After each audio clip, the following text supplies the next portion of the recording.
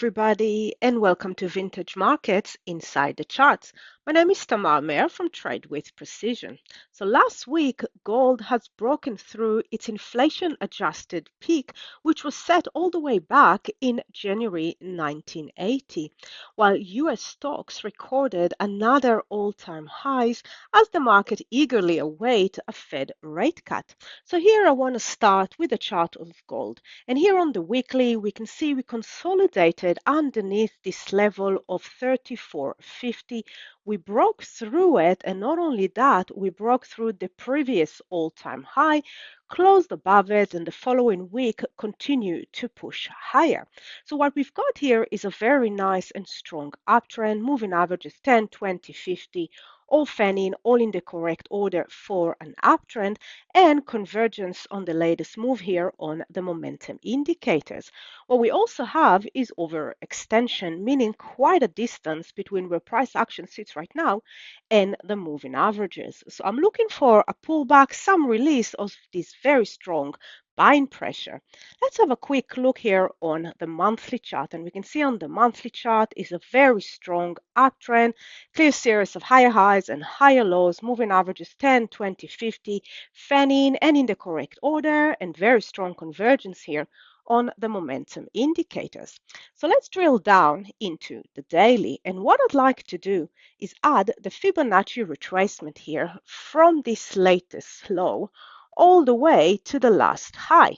Now what we can see is that we've got the 50% retracement clustering very nicely with the previous level of the all-time high in and around the round number of 3,500.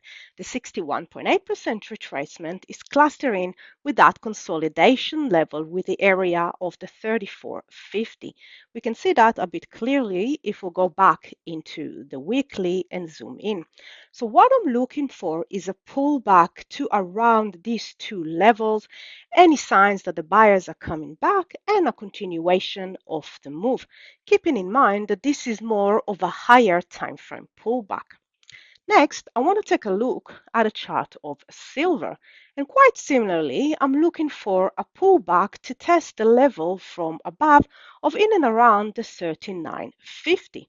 If we'll take a look here on the monthly, we can see it's a very strong uptrend. Again, moving averages 10, 20, 50, all fanning, all in the correct order for an uptrend.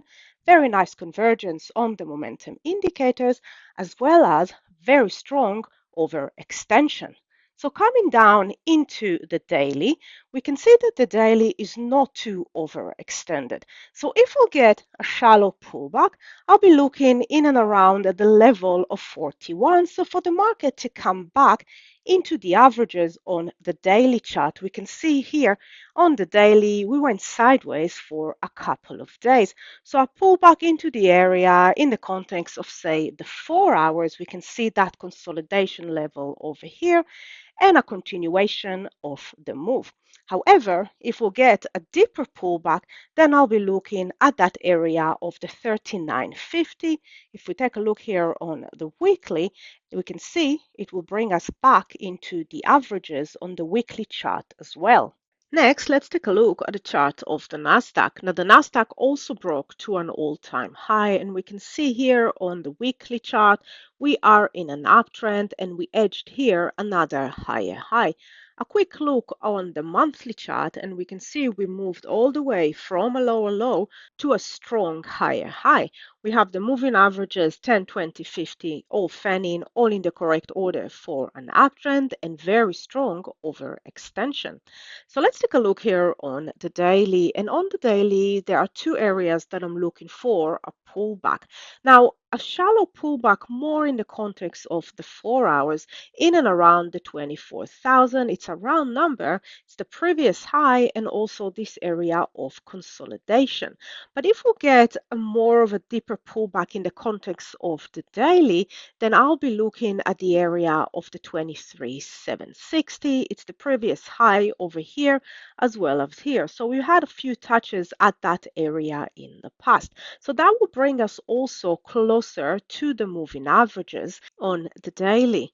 Now, the Dow Jones, I'm also watching for a shallow pullback, and the market has already pulled back in and around the level. So I'd like to pull back a little bit more. We're sitting just a little bit above it. So the area that I'm looking at, and this is a level on the daily chart, is the 45,800.